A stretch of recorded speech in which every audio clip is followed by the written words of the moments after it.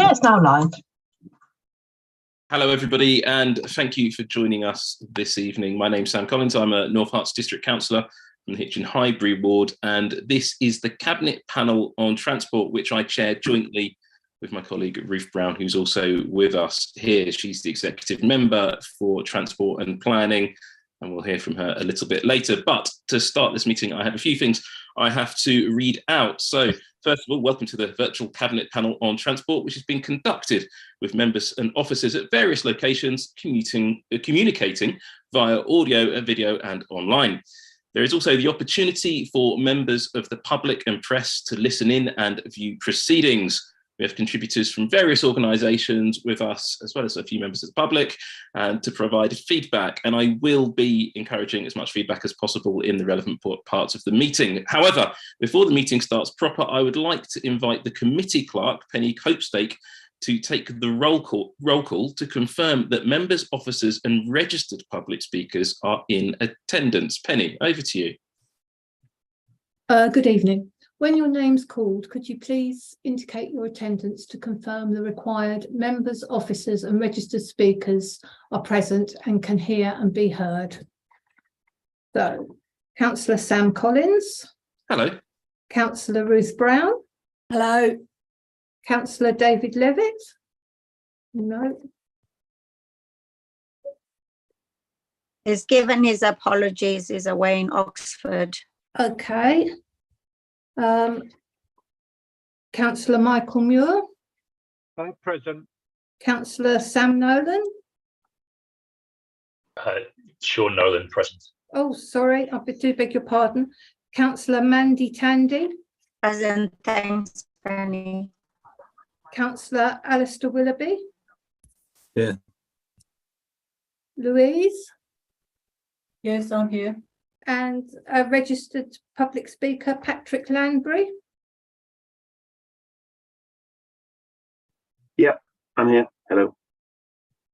Okay, so if I could hand back to Councillor Collins to resume the meeting then. Thank you, Penny. And well, it brings us very neatly to the apologies for absence.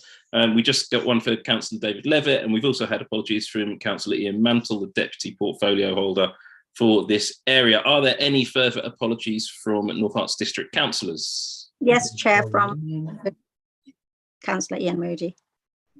From Ian Moody as well. Any others, or we shall move on to the minutes? No, right, let's move on to the minutes of the meeting of the 18th of October.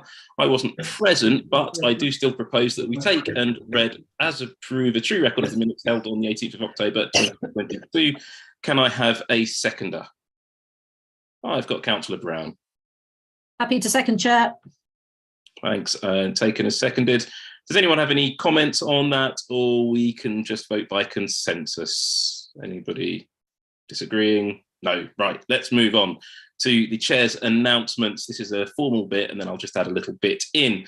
In accordance to Council policy, this meeting is being recorded as well as filmed. The audio recordings will be available to view on mod.gov, and the film recording will be via the NHDC YouTube channel. Well worth watching. Members are reminded to make declarations of interest before an item. It's going to be quite difficult on this one if you're going to stretch that one. The detailed reminder about this and speaking rights is set out under the Chair's announcements on the agenda. If you'd like to speak during the meeting, please do use the raise hand item and make sure you're muted on Zoom. Or if you don't have a raise hand item, wave your hands around dramatically and I'll keep notice if I can see everybody on my screen. Notification of any other business, there is none. And I am going to twist around the agenda slightly here at this point, using my chair's privilege to do this, because as you've probably noticed, this entire meeting is about the railways, and we do have public participation, but I'm going to put that after the other two agenda items, because I want to get those items done, then just open the floor and we can have a lot more free-flowing discussion like that. And I like to keep it a little bit informal because then we can get more done. So without further ado, I'm very pleased to introduce from Govia Thameslink Railway, Patrick Ladbury, to say a few words about the rail service in our area at the moment. Patrick, over to you.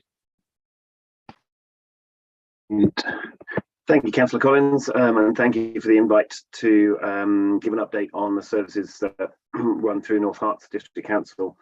I did forward some slides to include to talk through at the session. I don't know if they've been added to the Zoom, or I can share my screen if I don't think I can. It's no bother if not. I can forward them on to the the councillors if needed. Thank you, Daryl. So yeah, I'm here to give an update on Great Northern Thameslink services through North Herts District Council.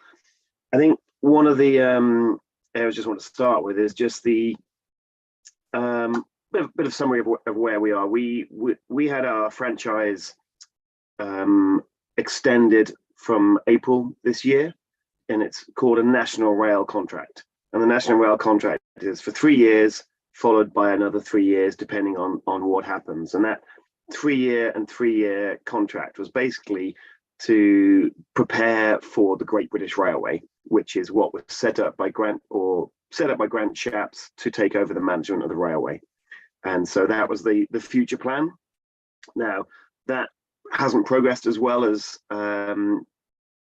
was thought was going to happen, partly because Grant Shapps has moved on, because of the changing government. So we're not sure in terms of the future management of the railway what's going to happen. But for the time being, we have a franchise for the next 3 years, with a possible 3 years after that. Now, that franchise is a performance management one, as it has been throughout GTR's kind of management of Great Northern and Thameslink. And that performance management means that all fares revenue goes to the Department of Transport, and we're managed on performance, both in terms of service delivery and customer service, and a range of other kind of issues, including collaboration with industry and local partners, like working with the various councils on sustainable travel town programs. So that's the kind of contract we have, and that's what all train operating companies are moving to at the moment, unless they are under the government's immediate control. So that's just a bit of context in terms of our franchise. If I can move on to the next slide, please. This really is about our service over the year, and this covers the railway works in things called periods, 4-week periods rather than weeks, just because there's 53 kind of periods in a year. So that's why the 2206 is kind of based in the periods. And this gives you a summary of our performance over the year, really. And there's two main performance measures. One is called the on time, which is trains that arrive at a station within 60 seconds of their published time, and one is PPM, which is within 3 minutes of their destination, of the station destination. So whether it's Cambridge or Peterborough or Bedford. So these are the two main measures, as well as cancellation figures. And as you can see, kind of their periods, particularly where we haven't been that great this year. And to be honest, we haven't had the best performance year, and there's been a number of reasons why, and it has been quite a difficult year, particularly for the rail industry. Initially, it started off this year, if you can remember, with Omicron affecting kind of a lot of people, and particularly affecting a lot of our staff and drivers. And so we had a number of kind of issues and cancellations early in the year due to COVID-related issues. That, and as you've probably seen in the press, there's been a lot of kind of train companies also struggling with cancellations due to driver availability. And so again, part of the strike and industrial action at the moment is around terms and conditions of staff and drivers. And in particular, there's a reliance on the rail industry of rest day working, of kind of drivers have contracts for 4 days, 5 days a week, but at weekends or certain days, there's a reliance on rest day working. And that's something that's kind of is currently being discussed as part of the industrial reaction. The other issue we've had this year in terms of effect, punctuality and reliability, is trespass and suicide. And there's been a huge increase in the number of trespasses on the railway, and also in terms of suicide and suicide interventions by our staff. Particularly, we have a concern around Stevenage and Stevenage corridor, and we are working with Network Rail on terms of what we can do in terms of line side fencing, in terms of platform fencing at stations to make these safer. And what we've done with our staff is all staff are trained on suicide prevention and how to make an intervention if they see a vulnerable person at a station. and what's happened is that our intervention numbers have doubled in 2022 compared to 2021, where you've seen a lot more vulnerable people at our stations. And in fact, one of the things we've done at Stevenage is worked with the council there to develop a crisis cafe, which is just off the station, for our staff to be able to, when they intervene, is to take somebody to a crisis cafe to be able to talk to somebody who's a bit more kind of qualified in providing further support. So that's been an area of concern on that bit. And the other bit has been infrastructure and weather. And so I don't know if you remember, kind of in the summer, it was a long time ago, but we had extreme weather conditions which affected the railway, particularly on our route. I know it's not just outside here, but in the Fen line from Cambridge to Ely.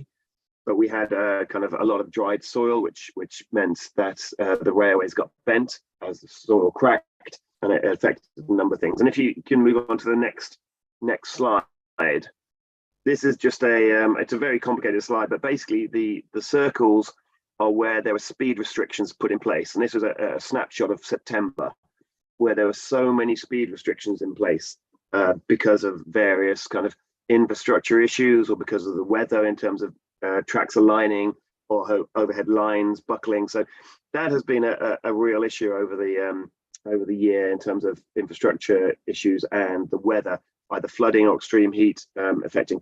And that's something we're working with Network Rail on to prepare for future climate change impact on the railway. And in fact, at Royston, for example, we met with Network Rail and the Hertfordshire Highways Council just before Christmas, because the station got flooded a couple of times in November when there was heavy rain. I don't know if you know the station, but there's a big slope from the main road right down to the station, and that kind of the water just streamed down and flooded into the station and then onto the tracks. So these are some of the issues we're working with in terms of which affect both in terms of stations and the reliability of the service. But that's an example. And then just the next slide gives another couple of examples of line side fires, and actually even wooden sleepers in terms of the top right, wooden sleepers catching fire due to the extreme heat. And so there's a program with Network Rail to replace all the wooden sleepers on the East Coast Main Line to improve, to make sure that doesn't happen again in terms of the summer. So the climate change and the weather has had an impact on the rail. Having said that, that's not kind of the reason for some of our poor service over and reliability over the year. It's just one of the issues we're working with. So those three ones of driver availability, the weather and external issues, and trespass has had an impact. So that's a kind of a summary of our reliability. In terms of actual the industry and our passenger numbers, the next slide, please. And the one after. So again, this gives you a snapshot of our passenger numbers, both from 2019, pre-COVID, kind of 20, which is the grey line, which is kind of the COVID years, and then the 21 and 22 as they've started to go up. But as you can see, we're around about 72% of our pre-COVID passenger numbers, which has kind of plateaued really. We haven't really gone above 72, 73% in terms of our passenger numbers. And that obviously impacts on passenger revenue in terms of it's 25% down on any passenger revenue that we or the Department of Transport would be kind of receiving from passenger fares. And that obviously has an impact on kind of the funding and affordability of a number of train services. And that kind of passenger numbers really is based on Tuesdays, Wednesdays and Thursdays. And I think if you could show the next slide, please. You can see our passenger numbers are much higher on the Tuesday, Wednesday, Thursday. And with working from home, a lot of people are now doing 3-day weeks. And so where they just come in on the Tuesday, Wednesday, Thursday and start to work home Monday and Friday. The passenger numbers percentage-wise of pre-COVID are quite higher at weekends, but as you can see, the passenger numbers traveling at weekends are much, much lower than they are during the week. And so what we're looking at now in terms of future timetables is there things we can do to change the timetable or change the number of carriages on trains to reflect the passenger behavior in terms of providing longer services on a Tuesday, Wednesday, Thursday, or perhaps shorter service on a Monday, Friday. So, but we have to reflect the demand of what passengers are doing at the moment. And that's kind of what we're looking to do as we move forward in different timetable changes.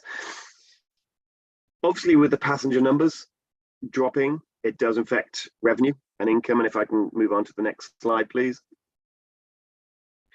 This gives you a snapshot of where the railway was before COVID and then kind of last year, really. So pre-COVID, fare revenue made up 52% of the income for the rail industry, and government subsidy was around 32.2%. Last year, government subsidy was up to 62.5%, and the fares was down to 27.4%, and kind of other income was dropped as well.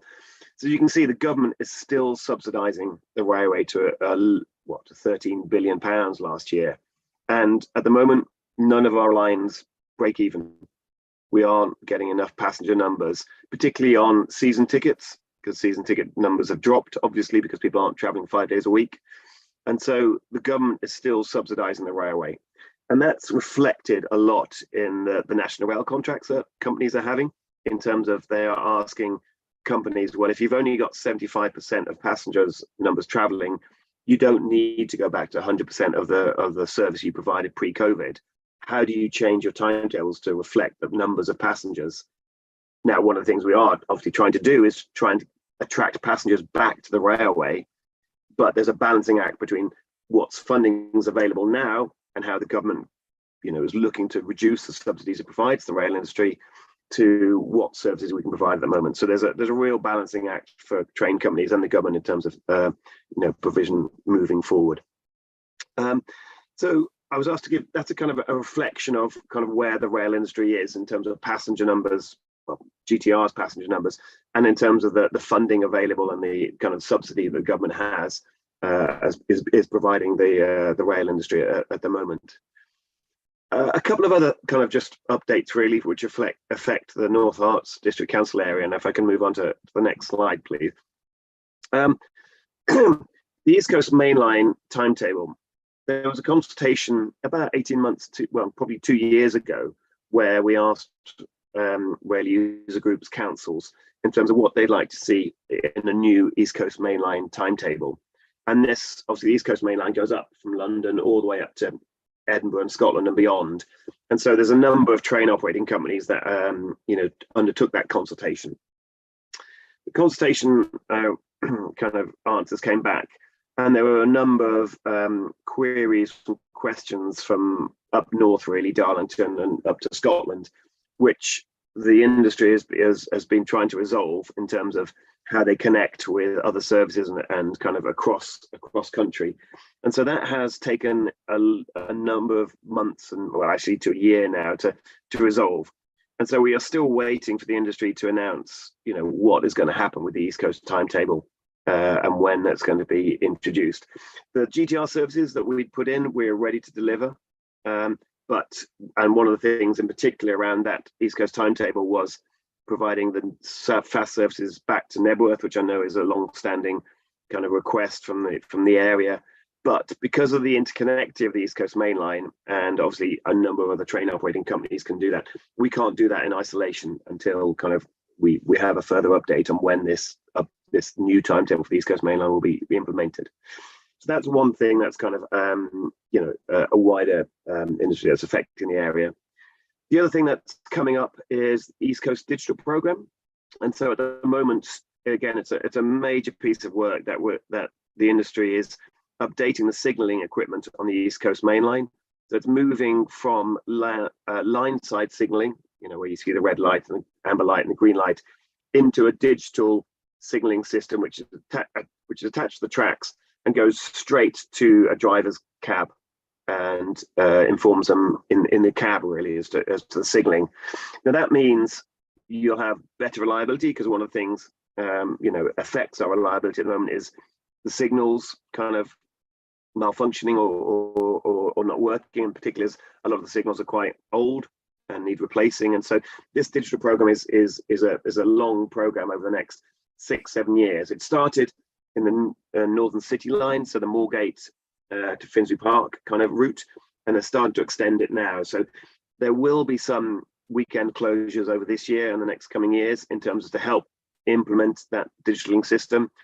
And so we had a closure last weekend, and there's one coming up in the second weekend in February. This will be something that will be coming up, which will affect services, but in the long term, it will have a big impact on reliability and service, and also may help solve one of the blockages we've got on our route, which is the Welling Garden Viaduct, where train lines go from 4 to 2 tracks, and so there's a kind of a queuing system. Now with the digital signalling, you may able to get more trains closer together, and so that's some of the blockades and some of the improvements that will help with this digital programming. Royston Station, there is a new footbridge kind of being built at the moment. The old footbridge was deemed kind of not in use, and actually the new footbridge will have lifts, and so it'll make the station accessible. The work has started, and so it's planned to finish around the late summer, early autumn, and so that's kind of a real benefit for Royston, and that's actually outside of the usual government funded program called Access for All, which gives money for stations to get lifts and make them accessible for people in wheelchairs and buggies and certain things. And I know we are waiting for the government to announce what next round of stations will get that funding for additional lifts. Network Rail, the government and Network Rail, who run the lift program, have a budget period called Control Period 6 and Control Period 7. They're coming to the end of Control Period 6, and so from April 23, Control Period 7 will start. And so April 24, Control Period 7 will start, and that's when the funding will come available for a station. So we're waiting to hear when the government will announce whether Knebworth, whether Baldock will be successful in getting funding for lifts and make those stations accessible. We've put a list of stations we'd like to see get that funding, and Baldock and Knebworth are part of that. And then the final one, I don't know, although I wasn't asked to provide an update for the Hitchin, I have spoken to colleagues who said, yeah, they are, I think the District Council and Hertfordshire County Council are looking for funding for a feasibility study for kind of what they can do to develop the Eastern entrance, particularly with the subway for Hitchin. And so I think that's kind of a piece of work that's ongoing at the moment in terms of can they get that funding for a feasibility study. So I don't know if councillors know more than that, whether that's been successful or not in terms of that funding search, but that's where they are with Hitchin and Eastern entrance. So I hope the update was useful in terms of our performance, in terms of where the rail industry is at the moment, and some of the more specific projects that are happening within North Hertfordshire District Council. And I'm happy to take questions or answer any issues. Thanks a lot for that, Patrick. That was really, really informative. And hopefully we can go back to see everybody again in a moment, Darryl. So I know there's going to be questions, so I'm going to open the floor to questions momentarily, but actually I'm, again, slightly going to steal Chair's privilege because I've got a question in from a Hitchin rail user who has been asking this quite a lot, and I know there's some other questions coming that Ruth's collected from Royston and some other areas of rail users as well.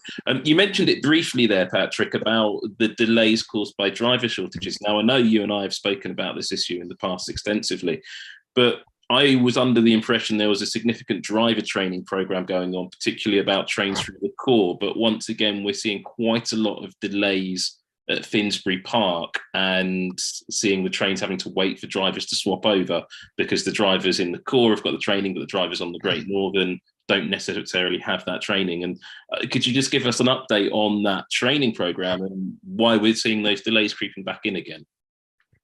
And I also think we also have quite a big training program at the moment for the East Coast Digital Program, because obviously the signalling is obviously going to change the way drivers need to drive the train and interact with signalling. So we have at the moment a quite a large training program running for that, and that means we have recruited extra drivers to help give drivers time to be able to get used to or get trained in the new digital signalling.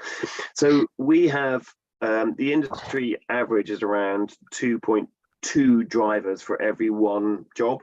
or diagram as it's called. So, and then we have that, and that's the kind of standard in terms of kind of on the rail industry. So there are enough drivers that we have, although we are recruiting more because of the extensive training program coming on. But I think one of the issues earlier in the year was the impact of the pandemic and the number of availability. But I think one of the issues we have, as I mentioned, is the terms and conditions that drivers have in terms of, you know, the rest day working reliance that the industry has, and that's something that really needs to change if the industry is going to provide reliability. And you've seen that in Northern Rail up in kind of Manchester Way. They've had a real problem with there. You've seen that in some of the issues in ScotRail as well. So it is really a major issue that's coming now. And you can understand the union's point of view is that, well, if we're going to change the terms and conditions, then what do we get in return? And I think anybody in any job would have the same question. So it is something that is going to have to be kind of resolved government-wise, train operating companies in terms of the rail industry. In terms of the changing over at Finsbury Park, again, it's part of our training. We're ongoing with the training of drivers going through the core, but it's not just about their knowledge of going through the core. It is also about kind of taking breaks. And so obviously drivers have a certain amount of hours that they can drive. And so Finsbury Park does have a rest break for drivers and is a logical place to be able to do that. I think some of the questions about delays at Finsbury Park is also about interconnecting with other trains. So it's not just about drivers changing. There is about kind of, you know, if the train is slightly delayed, pulling out in front of a train, that will delay that train as well. So there is kind of a knock-on effect of that. So I think that's kind of there, but it is something that we do look at in terms of dwell time, which is kind of trains waiting at particular stations. And if there's certain stations where their trains are waiting longer than they should be, what can be done in terms of our performance improvement team to help reduce that? Thanks for that, Patrick. And I'll give you one more question before I open the floor up. One thing you haven't mentioned, which has obviously been blighting the services quite extensively up and down the country, but on our line as well, are the strikes. Now, as far as I'm aware, there's no more scheduled, but we all expect there to be more. What have you heard? At the moment, it's kind of the government have offered a pay offer to ASLEF, that's the train drivers, and so they haven't had a response yet. So that's they're considering that. This week, the rail minister did meet with the RMT, and again, their kind of discussions are ongoing. So at the moment, I don't think we haven't heard any announcements of new dates for strikes. So I think until there's a response back to that meeting, to the rail minister and to the pay offer, I don't think we will. So, and they have to give us kind of at least, I think it's 2 weeks notice, maybe 3 weeks notice of strike dates. So for the next couple of weeks, there won't be any strikes affecting the service. So, but, you know, we'll wait and see what those negotiations, discussions have in terms of resolve. So, but one of the things that has obviously affected us is that when they go on strike, it's not just train operating companies, but it's also Network Rail staff who go on strike, and that includes signallers. And so we are only able to run the trains when signallers are there to be able to kind of say when trains are safe enough for them to travel or whatever. And so one of the things that happens is that on a strike day, people strike from midnight to midnight. And so it means the next day, the startup of the service is delayed because you don't have staff in place to be able to set up for the early morning service. So it's caught staff out, passengers out a few times on the day after strikes, in that, you know, the startup is later than they're expecting. Although the advice from us and from all train companies is, please check before you travel, there will be delayed staff. But people have thought that it's going to be a fine because it's not a strike day. And that has caught people out. And I think that's the bit that's really kind of affected kind of passengers the most. They've got used to the strikes and when it's happening, but with we've managed to keep running a core service on the main lines, but that's been kind of one of the major issues we've had in terms of strikes. Thank you, Patrick. Now, I'm going to open up the floor. I would ask for any questions relating to Hitchin Station Eastern access to wait until a bit later in the meeting, because we've got a specific section for that. And I know Councillor Hoskins has been working on that extensively over the years, is here, and Councillor Brown will be able to give us the most recent information. But I'm going to open the floor up. Now, when I call you to speak, could you first start off by saying who you are, which council you represent? You've got towns, districts, parishes represented here, but also which ward you represent as well. And the first hand I saw go up was Councillor Roger Wilcox from Nebworth. Roger, go ahead. Yes, it's a specific Nebworth question, funnily enough. I'm Roger Wilcox, Nebworth Parish Council. You mentioned about the fast trains and they're unlikely to come back in the immediate future. There is one thing you could do to mitigate that, which is to allow looping up through Stevenage from Nebworth. So you'll be one stop in a retrograde direction and just have an easement on that. Because a lot of times you can get the northbound train and get a first stop, Finsbury Park southbound, Roger, which gets there before. Sorry Yep. to interrupt. We seem to have, no, sorry, it just disappeared off my screen, but Patrick's back. Sorry. Carry on. I think I asked the question anyway. It's an easement for Nebworth via Stevenage, because you can. I mean, if you're travelling beyond certain stations, you're allowed to do that already. So that might mitigate the lack of fast trains, because I'm even coming back. Quite often, there's a train to Stevenage that will join up quite nicely. So yeah, that's a nice easy one. The other one might be better to delay until we get to the Hitchin Eastern entrance, because there is a notional option for a Nebworth Eastern entrance, which I don't know whether that's been raised with you previously. It hasn't. I think kind of Nebworth, the question has been about the access for all, and it's a difficult station to put lifts in, but not an Eastern entrance. I haven't heard that being Okay, talked about. because yeah, sorry, carry on. After you. I was just going back to the looping and the Stevenage, and if I can take your email, Councillor Wilcott, I can go back to our train planning team just to kind of ask that question as how feasible that is. Okay, well, it's roger.wilcox at nebworthpc.org.uk. You'll find me easily enough. I'm chairman of Nebworth Parish Council. Sure. Okay. A quick Thank web you. search will find me. Yeah, and the other thing is that Nebworth already has an underpass that goes under 3 of the 4 lines to get access to the platforms, and it would be a relatively simple extension to run that under the 4th line to pop up in a car park that happens to be owned by the parish council. Okay. Which would then give an access, because one of the problems with Nebworth as a whole is that the railway bridge is too narrow for 2 lines of traffic, and clearly that would be a relatively expensive thing to fix, but be obviously ideal if it were. But a passenger tunnel would mitigate some of that, because you wouldn't then have to go walk under the rail tunnel with its narrow pavements. And I think what it might be useful actually if we could have perhaps arranged for a meeting at Nebworth. That would be ideal, yes. Colleges to have a chat through that, and kind of we can then submit to DFT kind of possible ideas to kind of how it could work. So okay, yeah, happy to do that. I'll grab your email off the internet and drop you an email after. Okay, I shall look forward to that. Thanks very much. That's me done. Thanks for that. Very good point, Roger. Could I request that you also copy in Ruth Brown and myself on that, so we can see what help the district council can do. Obviously, narrow bridges is going to be a topic of discussion. Just if you've spoken and asked a question and don't want to speak again, could you put your hand down and mute yourself? Thank you. Perfect. So sticking with Nebworth, Councillor Paul Ward. Oh, thank you very much, Chair. So yeah, thanks. That was really illuminating, Patrick. Just a couple of timing questions. So do you, not so much the other mitigation that Roger mentioned, but do you have any idea on when we might get a resolution around the East Coast mainline timetable issues that would unlock potentially bringing the fast trains back?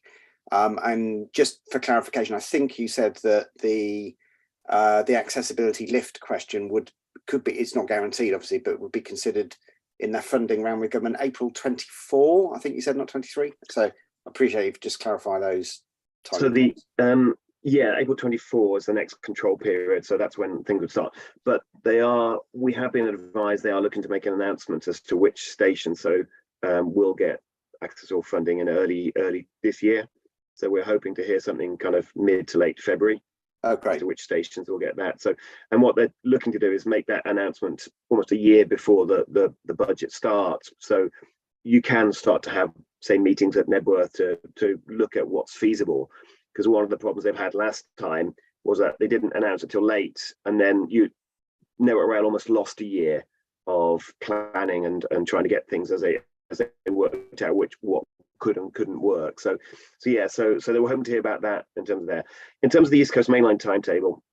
The plan was for the rail minister to write to MPs with an announcement about the East Coast Main Line timetable for all the MPs on the East Coast Main Line. And that letter was drafted late last year. Unfortunately, a change in rail minister, so has delayed that. So we are hoping, we've got a meeting on the 19th of January with Department of Transport and other train operators on the East Coast Main Line, where we hope to get an update as to when and if that letter will go out from a different rail minister now to MPs. Once that's gone out, we can then start talking. We'll have a better understanding of what dates available, and we can start having discussions with councils and rail user groups about when and if that's going to come in. Okay, thank you. Thanks for that question. And next up, we've got Councillor Mike Harrison. Mike, go ahead. Thank you. Yes, I'm Chairman of Highways at Royston Town Council. I've got two questions, if I may, please. The first one is, Royston Town Council is going for sustainable travel, but one of the things we've thought about is having some sort of transport hub at Royston railway station, where we could link the bus times and the train times together. Do you think that would help get more passengers back onto the railways if we could do that? And my second question is a very quick one.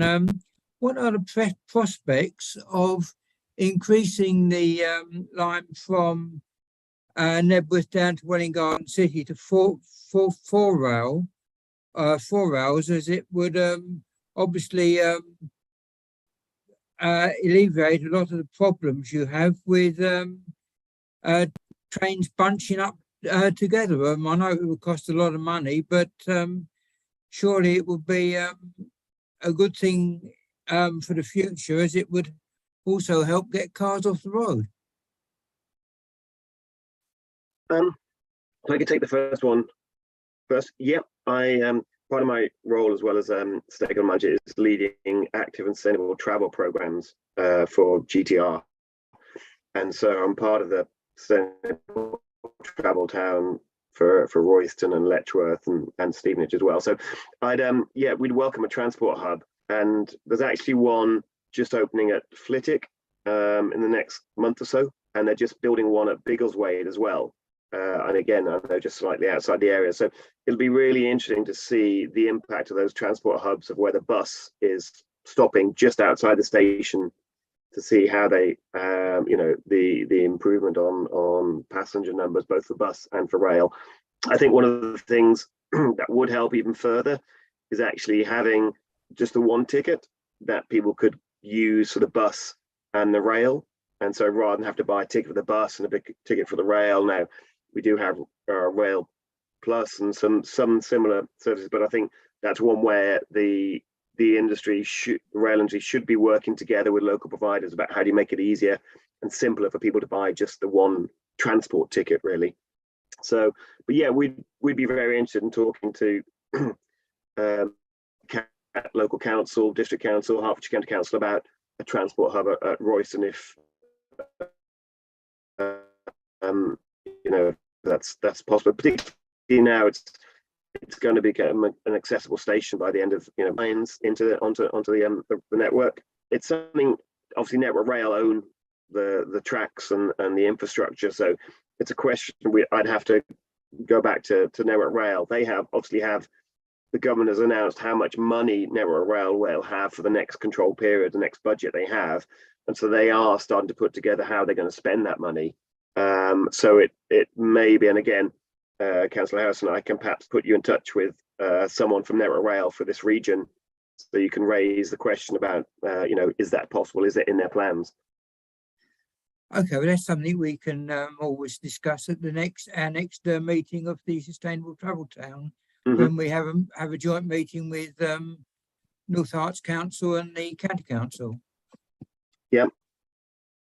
Thanks, Mike. Now, for those who haven't noticed who are district councillors, you'll notice I'm prioritising those who are not district councillors at the moment, but don't worry, you will all get to speak. So I'd like to call Anna Howard next. Hi, Anna Howarth from the Nebworth Rail Users Forum. I had a question. So there's 3 faster trains from St Pancras in the evenings now to Nebworth, which is a massive welcome addition. I wondered if there's any possibility of having more of those in the evenings and the mornings. I mean, that would be faster trains would be great, but some more of those would be wonderful.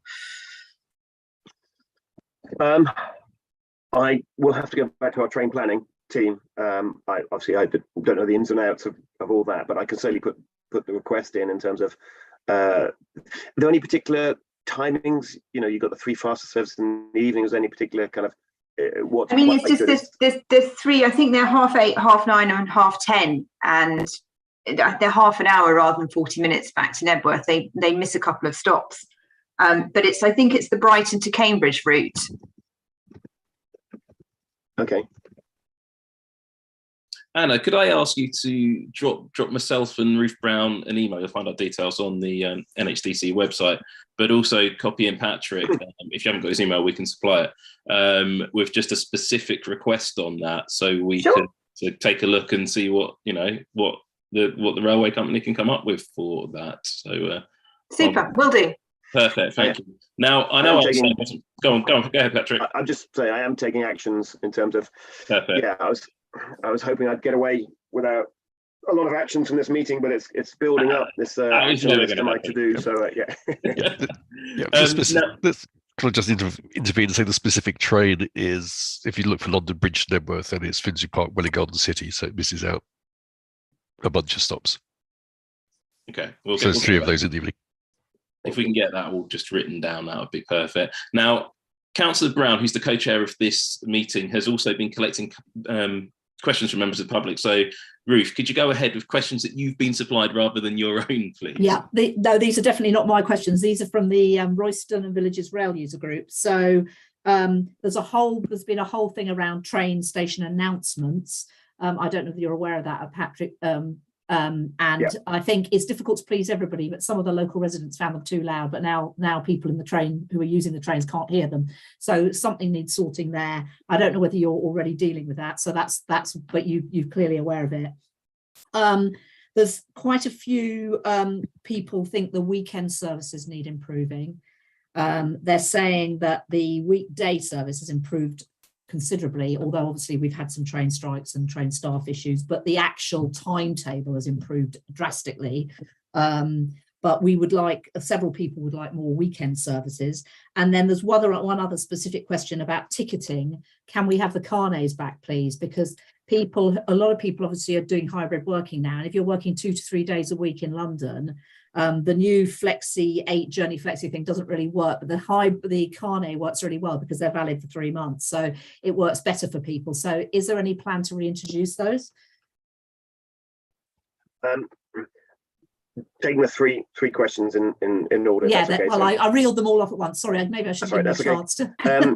Royston announcements, yes, I'm aware of them. We have been talking to the local residents about that, and also we have and the station manager is well aware of it. We do monitor the loudness of it, and sometimes it can be particular individuals and the way they use the handheld mic. So we are aware of it. I haven't had it raised for 3 or 4 months for a while, so I thought we'd got a solution, but obviously there's still an area, so I can certainly talk to the station manager about reviewing it again.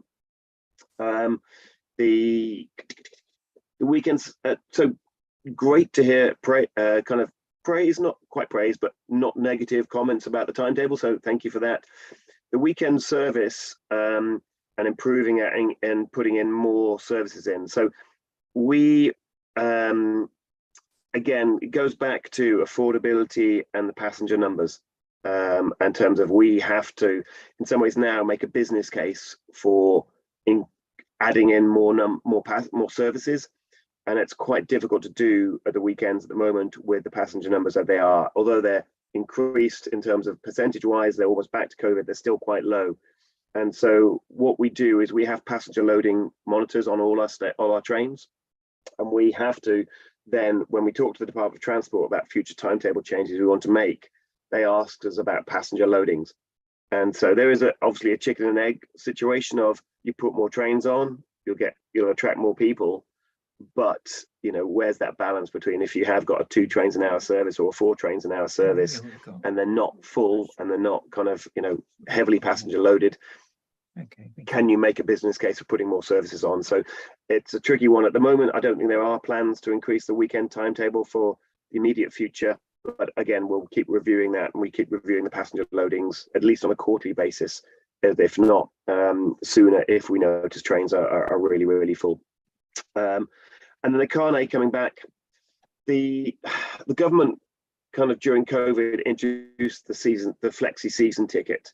And as part of that, they asked us to remove the Carnet product because it was a similar product to the flexi season ticket, and they wanted to have that flexi season ticket, which was consistent across the rail industry. And one of the problems the rail industry has is that there are so many ticketing options that passengers can choose from that it can be quite confusing.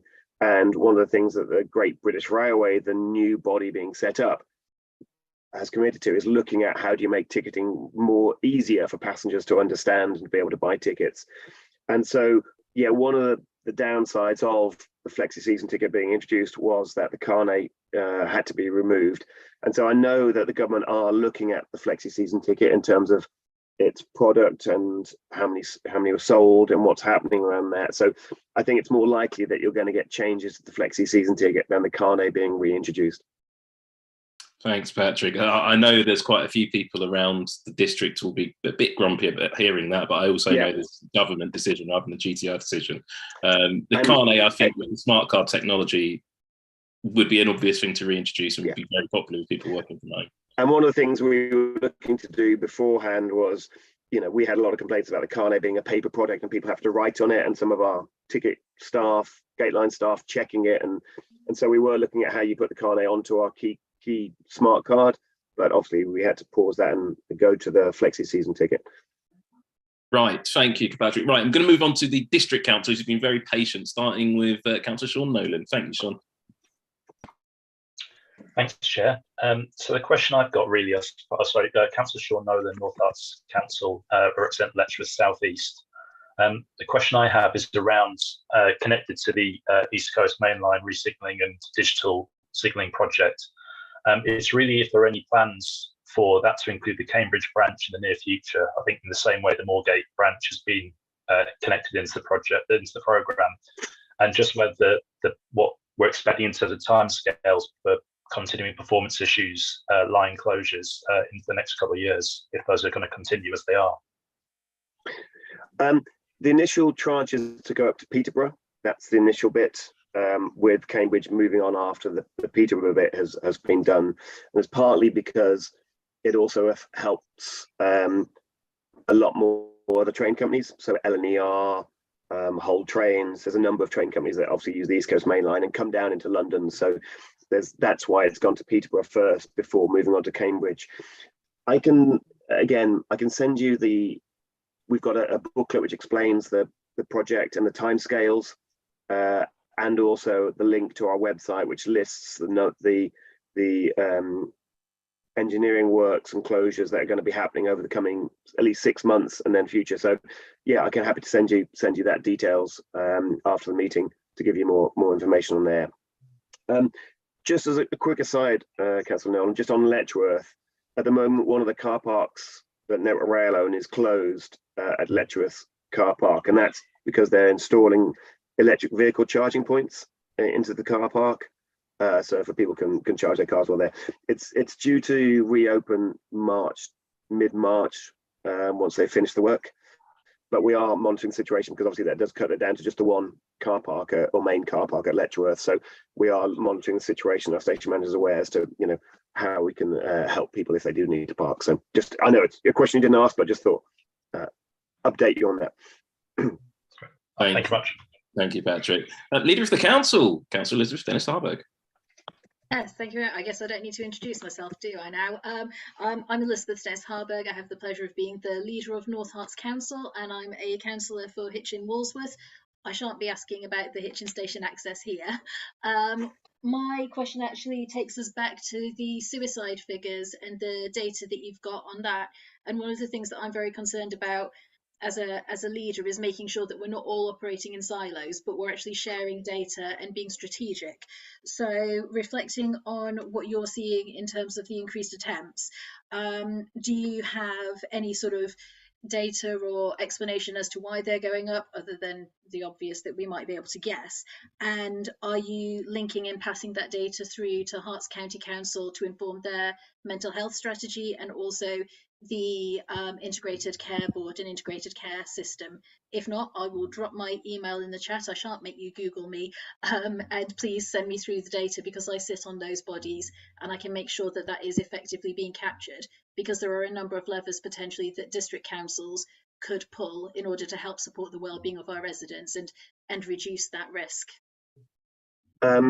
Yes, and so we are part of the integrated suicide prevention group for Hertfordshire County Council, and I think Manoir Yan Khan, who is the lead for that, we're working quite closely with there. One of the things we're keen to do is we're looking to set up a data sharing profile kind of agreement, so that if we come across a vulnerable person at a station, we can notify the Hertfordshire County Council and local mental health services about that person, and to check that they're either receiving support, or if not, how we can refer them into there. So it's something we are looking at. And I know Hertfordshire County Council have a zero suicide kind of target to help, and we're keen to be part of that. And I think suicide on the railways is the third most common way people take their own lives, and so we're very keen to be part of kind of council's prevention strategies in that. So yes, we are heavily linked into that, and we do have that suicide prevention training for all our station staff to help them intervene. So again, happy to share that training with other people that are kind of including rail user groups and station partners who also help at our stations. So part of that. We also have, I think we're the only train company who has a suicide prevention manager, who is again quite linked in with the Stevenage Council, who've got a suicide kind of prevention pathway, as well as the Hertfordshire County Council. So again, she's working quite closely on that. Thanks for that, Patrick. That's really important. Next up, Ian Albert. Ian. Hello, thanks, Emma. Hi, I'm Councillor Ian Albert. I'm one of the councillors in Hitchin. I chair the Hitchin committee as well. One point, Patrick, are you going to be staying on for the Hitchin station access item? Because I'll save my question for you for that item if you are. If I'm allowed. Yeah. Very much are. Yeah.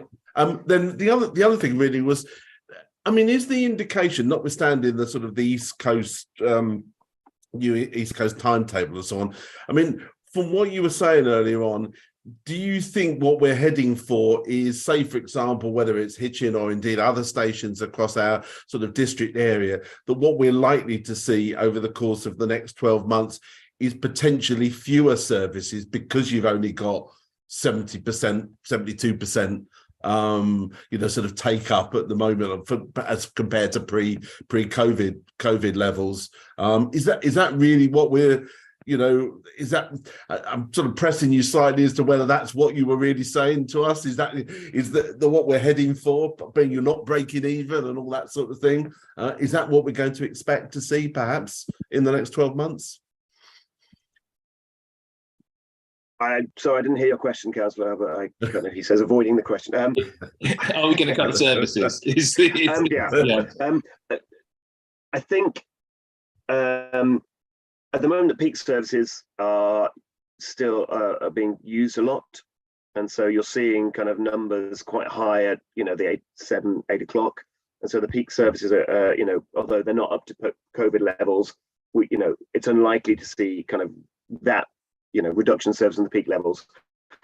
It is a question that we are being asked in terms of if you are running a number of trains during the middle of the day, late at night, do you need to run that many trains when the passenger loadings are 20 people, 30 people and so low?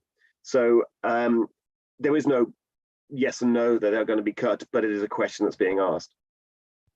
And you can understand if the government are subsidising, the Department of Transport are subsidising the rail industry that much, they are looking at where possible savings could be made, and or services being run which perhaps don't need to be.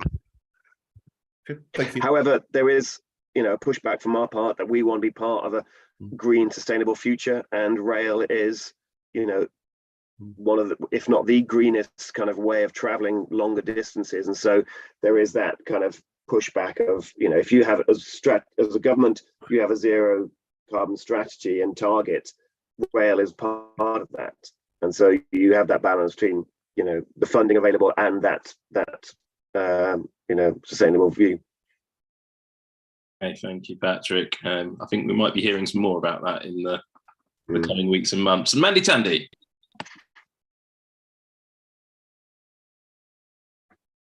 Thank you, Patrick. Great to have Roger and Paul with us. I'm Mandy Tandy, District Councillor for Nebworth. Just a lot of my questions have actually been answered in the process, so I'll be quick. I think the first one was there was talk of refurbishment work being done to Nebworth Station. Is that something you have further details of? I can check. I know we did some work 18 months to years ago with a passenger benefit fund, which was kind of money allocated to stations to improve them. We asked stakeholders what they'd like to see. So, for the top of my head, I can't remember what those improvements were. Again, I don't know, to be honest, off the top of my head, if there's improvements planned, but I can certainly check with our infrastructure team and come back to you. Yeah, yes, because you know Nebworth Station's quite outdated. I don't know whether you've been there. It's one of them, the most outdated ones. There's no, particularly with the cold at the moment, there's no where people can sit that's warm.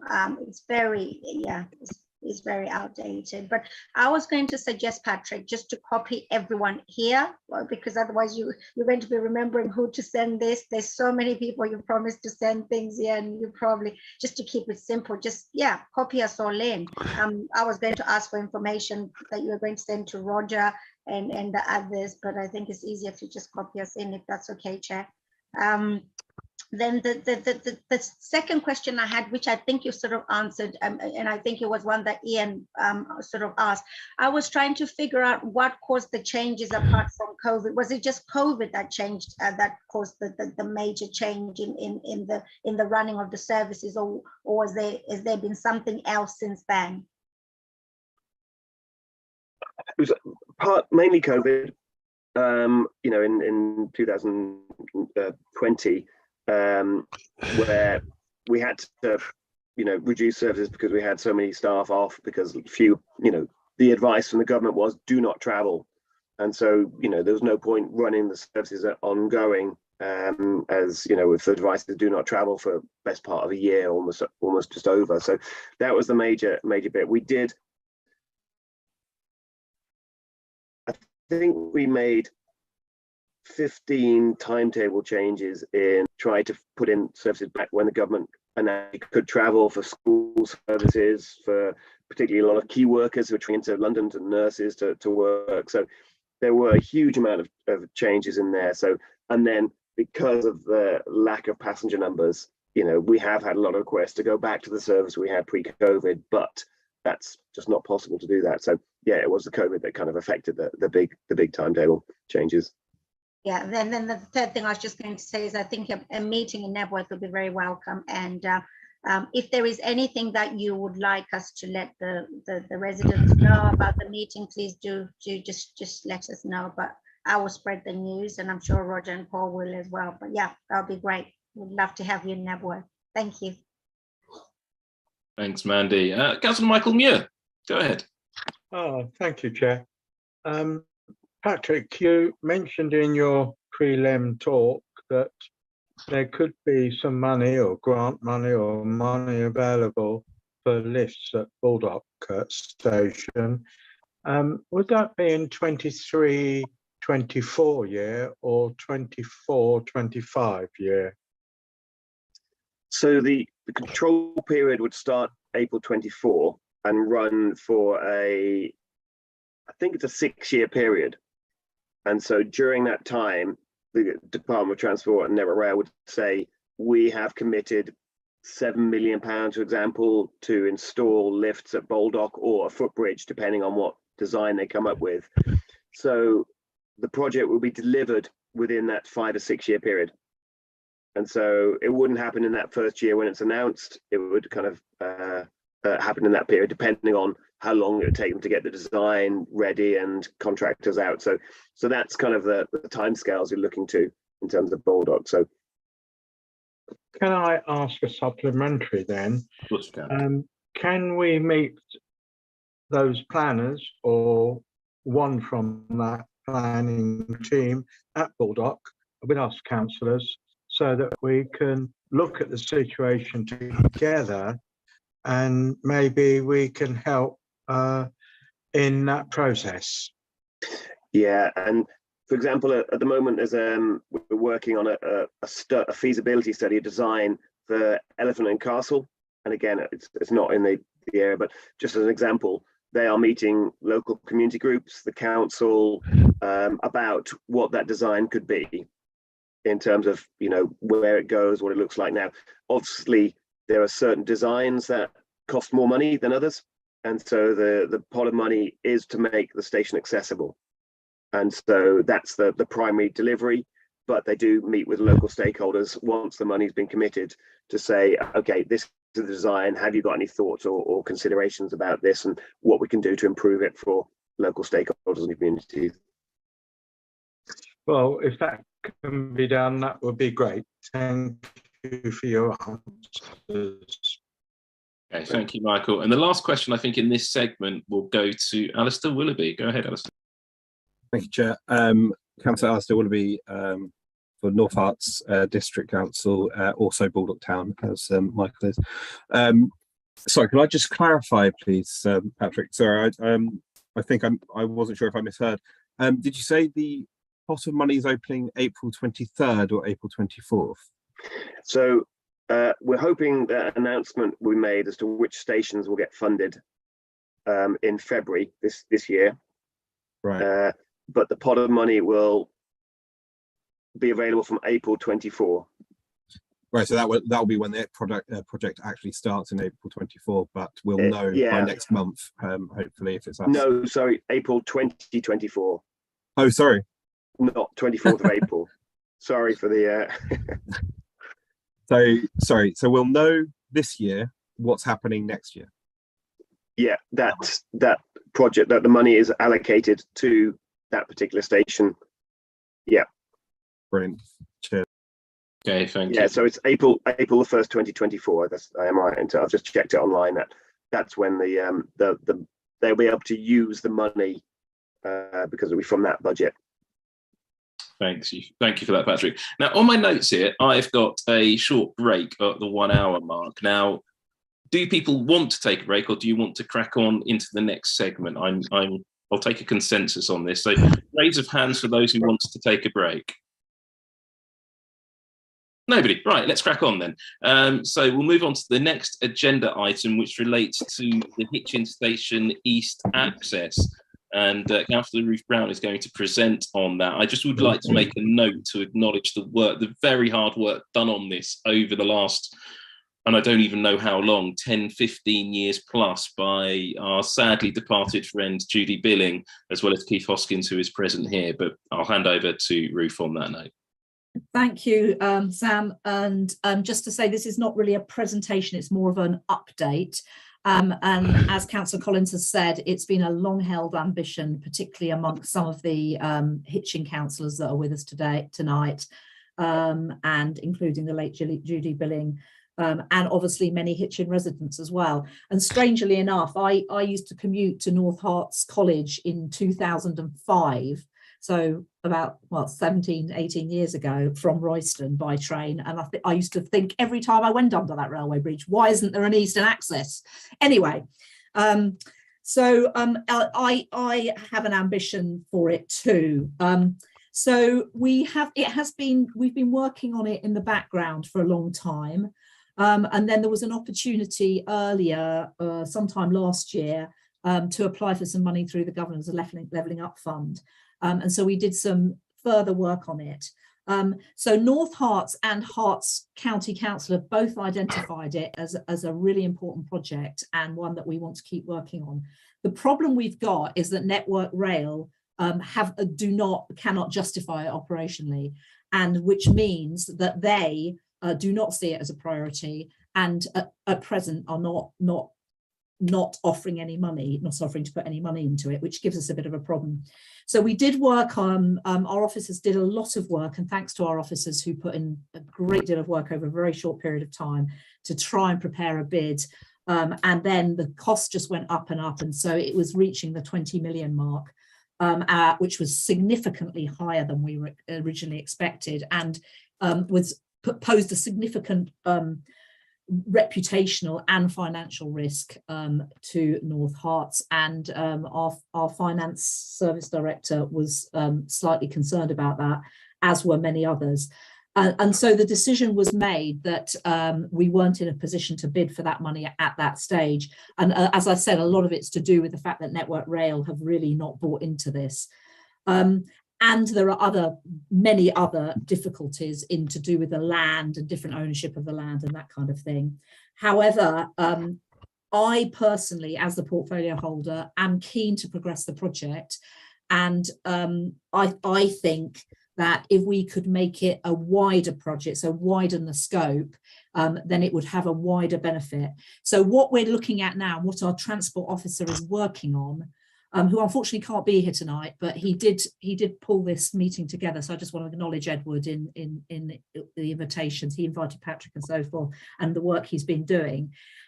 He's going to be looking at improving east-west access across Hitchin. So that would include a crossing of the railway under or over in the vicinity of Cambridge Road. So it would then have a much wider benefit. It would not be just about the eastern access to the station, but it would be improving connectivity for pedestrians and cyclists, particularly across Hitchin, because the railway acts as quite a big barrier. And I'm sure many of you have walked under that railway bridge, even as a pedestrian. It's very, very narrow.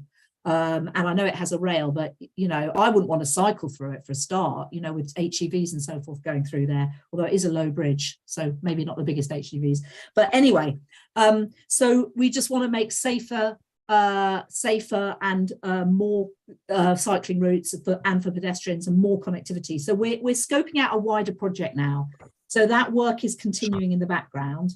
And the idea of that is that we have something which is ready for when further funding pots become available. So the government is talking about around 3 of levelling up, so that could possibly be that. But there are also various active travel funds. Obviously, sustainability is a big issue for everyone, and I'm glad to hear Patrick talk about train travel as part of that, and absolutely agree about Councillor Harrison's point about the hubs. We want to make everything more connected, so that bus, rail, pedestrians, walking, all of these things, and cyclists all link up, and so people can travel seamlessly in a safe manner and at a reasonable cost as well. So we are continuing work on it, and subject to resources and availability of funds, we will progress it. How long that will take, I can't possibly say, because I don't know when funds will become available. But all I can say is, personally, I am committed to progressing this project and making it a project with wider scope and of wider benefit to the people of Hitchin and North Hertfordshire. Thank you. Thank you, Ruth. Just got a quick note that those of you who want to call to speak at the moment, could you make sure you're muted at the moment as well? Just a little bit of interference there. We're going to open the floor for questions. Obviously, there's a number of people in this meeting who've actually been involved. I was involved as the previous portfolio holder in this project a little bit. I know Ian Albert's been involved. I know Keith has been involved for much longer than he's been a councillor. So anyone who's got any points or questions about the eastern access to Hitchin station, please do raise your hands, because I think this is such an important point. It's not just an important point actually for Hitchin, it's an important point for North Hertfordshire, because obviously Hitchin is a really important economic centre for our entire district. And I see Keith Hoskins, Councillor Hoskins, has got his hand up straight away. Go ahead, Keith. Thanks, and hi Patrick. I'm Keith Hoskins. I'm a district councillor for Hitchin Highbury, and I'm the county councillor for Hitchin South. But as Sam has said, my campaign on this predates me being a councillor. I mean, this must be 10 or 12 years we've been going on this now, and I'm not sure how aware you are of the project. So you'll excuse me if I'm telling you something you already know. I see, like Ruth, this as part of a wider issue. The problems on the Eastern Access are compounded by the fact that you've got the aggregates depot there. Now, not only is that a piece of land that would be handier to acquire for the access and perhaps for some residential development, but it would also help us in getting the movement of large vehicles out of the town centre and out of residential areas. It's not an ideal site for aggregate movements at all. And in fact, so much so, I think it must have been about 10 or 12 years ago, that I actually paid for some drone photography over the whole area to see actually what was in the ownership of the rail companies, Network Rail, whoever owns that piece of land, to see whether there was some option to move it further out of town along the rail line. Because I think that's what unlocks it all. If you had that piece of land for something else, it's a good piece of land for development. It would give us access to the station. It would give us east-west connectivity for pedestrians and cyclists without using the incredibly awful pinch point of the Cambridge Road Bridge. And it would just solve all the problems. And you could almost fund, I would have thought, the whole access issue by selling off the land for development of some sort. But I'm very happy to meet anybody on site any time and give them a guided tour of how I think it would work. Thanks. And I can guarantee you he will. So yeah, anybody we can get in to discuss that issue. I think somebody else who's very keen to meet on that issue is Ian Albert. Go ahead, Ian. Cheers, thanks, Sam. And really just to echo, Keith's points and really, I think for the meeting, and thank you for your comment earlier on, Sam. I think with Keith and with Judy have done a huge amount of work on this, over the number of years, and obviously Judy's very much missed here this evening because she'd be making lots of points around this and lots of the points that Keith has just made. I think the two things there. Yeah, I think the aggregates point that there. I mean, I think is a really, really key one. Look, we've got enough lorries going through Hitchin as it is, and with the aggregates ones added to it, I think that's is a really key point to the site. But that has proved quite an intractable question. But the other point I'll make, perhaps just very briefly, sort of here, and this is obviously for Patrick, is when we were doing the last round of the bids, Patrick, obviously the one a lot of people we didn't have at the table was GTR. And we were being asked about GTR's support for the project, clearly also for GTR to pick up the ongoing costs of staffing it and so on, and paying the electricity bill on it. For God's sake, we were being asked about. So that's actually having a representative from Govia Thameslink at the table as we go forward on this project, and as Ruth has set out, will be really important and also help to strengthen the bid.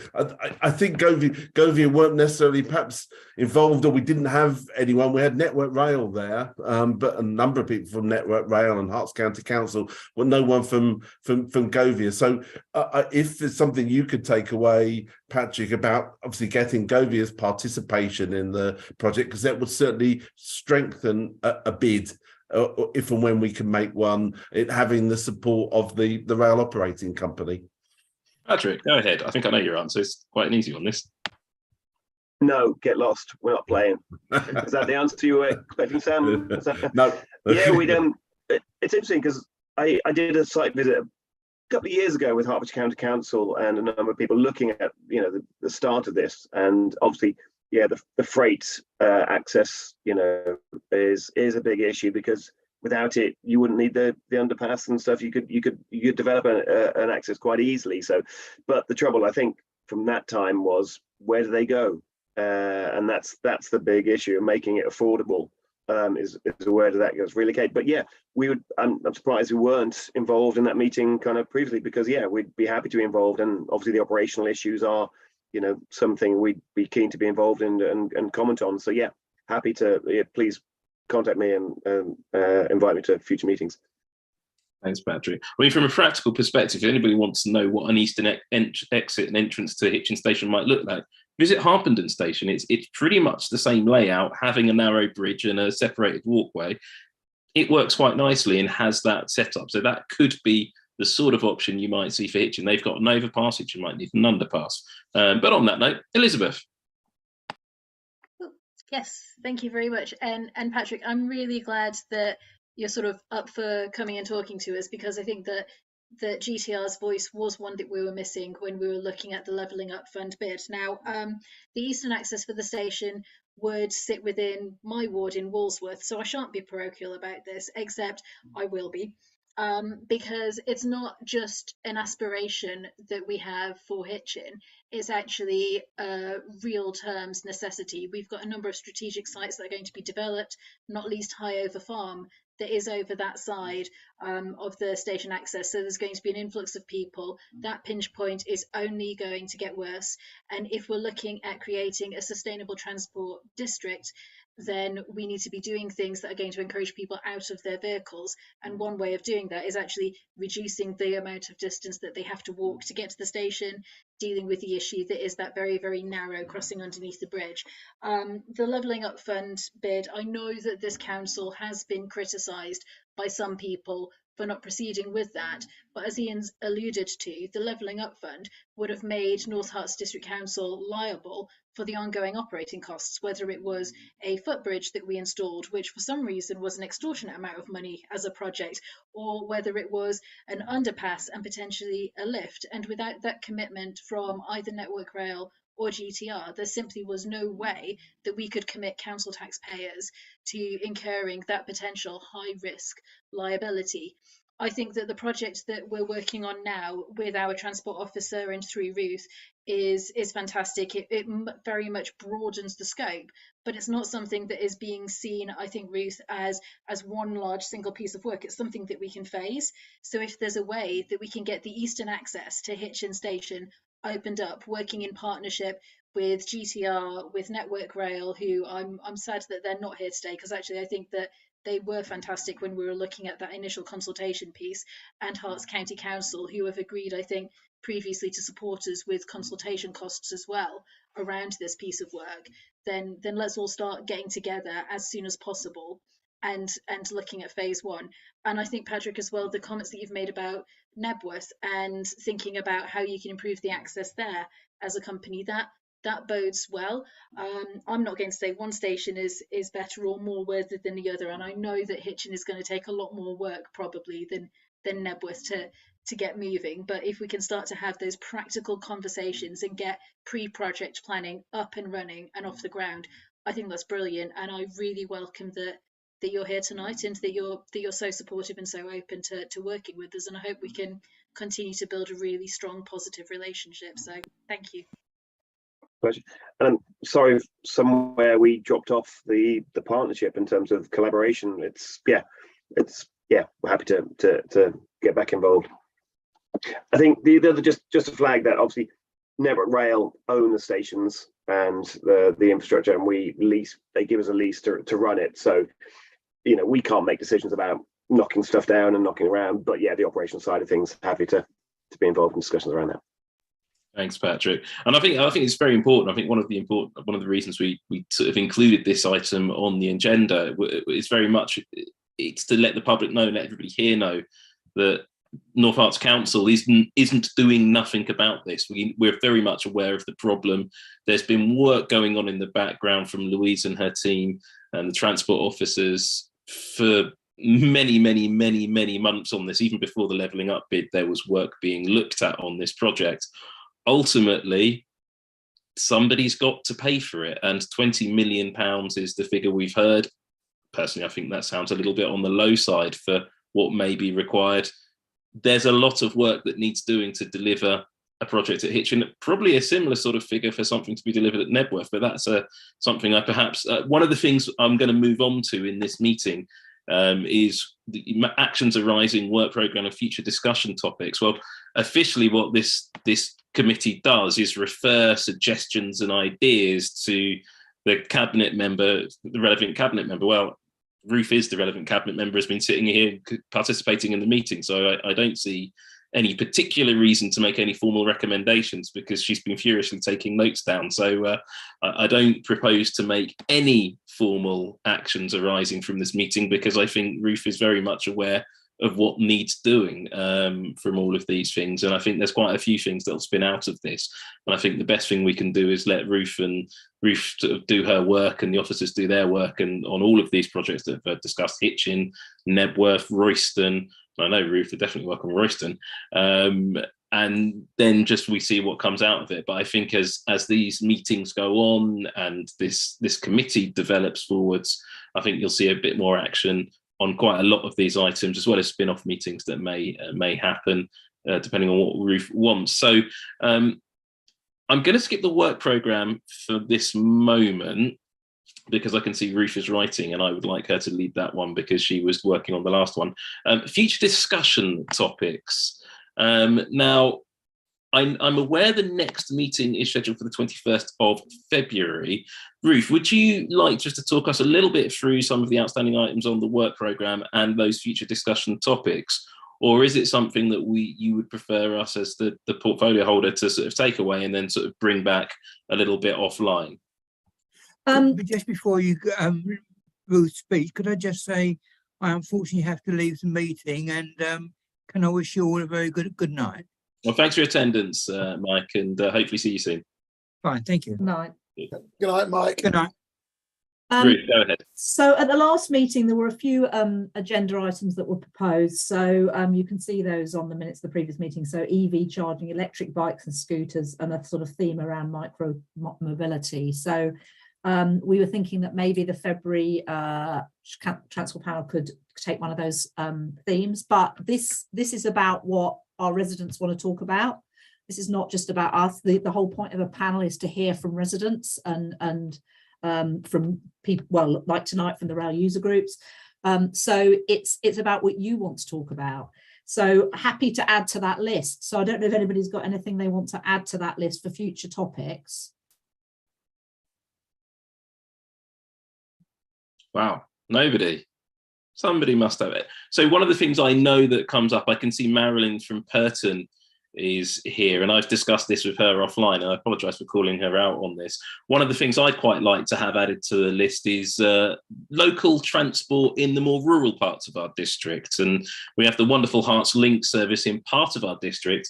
Perhaps we could be exploring some of our county councillors and some of those stakeholders on how that project could be extended into some of the rest of the district and beyond, perhaps into Purton, for example. That would be, I think, bus transport would be a nice one to look at. With regards to the EV charging, it's a pet project of mine. I put that on the top, but I'm not going to take privilege to do that. But I wonder, perhaps Ruth, I'm going to throw an idea out, and anybody here may think it's a crazy idea, but I like doing these. It is about public engagement. It is about what the public want us to talk about. And I wonder if it's worth coming up with a few headline ideas and perhaps putting a poll on the North Herts social media accounts to see which items the public would like us to look at coming up in the next few meetings. We could certainly do that. It might be more effective to go out to the representatives of various groups, transport groups. But than to actually do a poll on the website, because you may not get a very representative response. But I think your idea of buses, I mean, in a rural, I mean, North Herts is 4 towns and Nebworth village plus a load of rural areas, isn't it, really? And so for rural connectivity, buses are really key.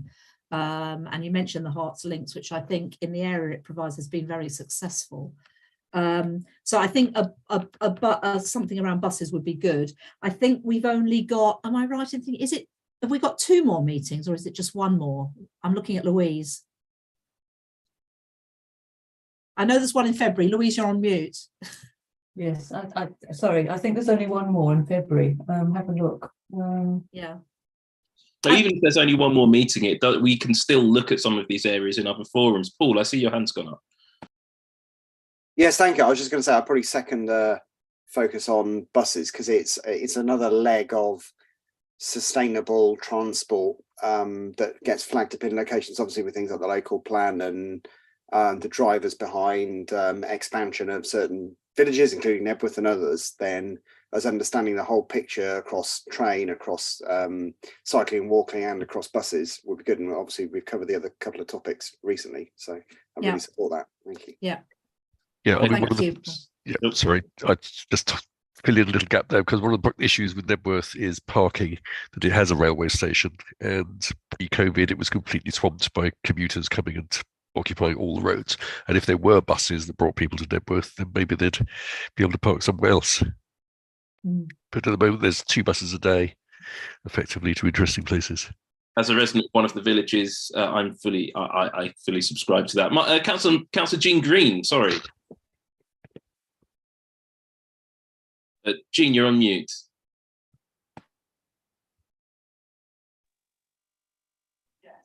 Going back to bus transport, being where we are in Royston, we're right on the borders with Cambridge, and a couple of my carers and Parkinson's groups come from the likes of Ashwell, Orwell, Melbourne, and that sort of area. And obviously, the Links bus only goes to the boundary. So is there anything we can do to get something done so that these kind of villages that have got an SG postcode could be included in Hertfordshire's transport? I think that's a cracking suggestion, and I think it's something we definitely need to go and talk to South Cambridgeshire District Council about. Fortunately, we get on with them quite well, and that could be another thing to add to the list. Just to notice some of the comments in the chat, Marilyn Parkin says, bus transport for kids to schools in Hitchin is a big issue. Yes, it is. It does come under Herts County Council. It does, but as we saw with the Herts Links, the District Council can have a key role in these projects. And yeah, as Elizabeth said, we do need the County Council's involvement in that, but we absolutely can invite them to get involved in this as well. Councillor Muir. Well, you just said to get the County Council bus officer, I've forgotten his name now, but he's in charge of all the bus services within Hertfordshire, especially those that are subsidised by the county. So you need to get him definitely involved when we discuss buses. Thank you, Councillor Muir. It sounds a bit to me like we have something of a consensus here, because the purpose of this committee is not to make decisions, it's to make recommendations to the relevant portfolio holders. As we tend to be only talking about transport, that tends to only be the portfolio holder for transport. And she's here. And Ruth, if you are happy, I think we could discuss this further offline, but I think we do have a consensus that it's looking towards the bus transport element in the district as well, probably as a bit of a wash up of any other areas we need to be looking at within the scope of this committee, if you're happy with that approach. Yeah, we can certainly add that onto that list and then think about what we timetable when, and that may depend on the availability of the right sort of people and the timing of everything. And obviously last time we talked about the LC WIP because that cycling, walking and infrastructure plan the timing of it was going out to consultation, so it's really important to talk about that then. Just going back to the action tracker, you know, I hear what you said. Obviously, I've heard everything. I see Patrick's been taking notes on actions. I think it might be, I don't know who's minuting this meeting. It would be good to have some, whatever actions we've agreed that need to happen to be minuted at least. Penny, you're minuting, are you? Yeah. I think you've made and accepted a recommendation to yourself there, Ruth. Well, we don't want it to get lost, and it's not just about me. It's about officers. It's about all sorts of people. So, yeah, I think it's best. And obviously, our transport officer is not here at this meeting because he's currently on leave. So, it's important that he sees the record of what's been discussed and what's been agreed.